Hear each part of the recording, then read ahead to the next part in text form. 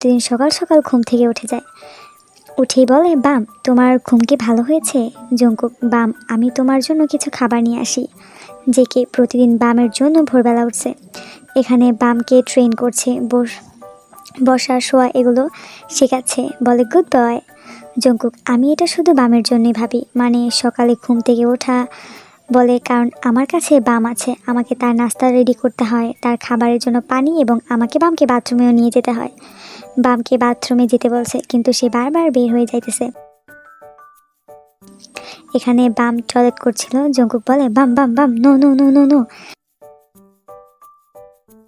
পরিষ্কার করতেছে।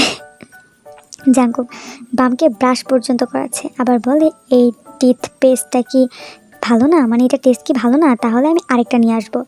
জঙ্কুক বলে, সোজা হয়ে থাকো। সে আবারও বামকে ব্রাশ করাচ্ছে। গুড বয়, এটা অনেক সুস্বাদু তাই না?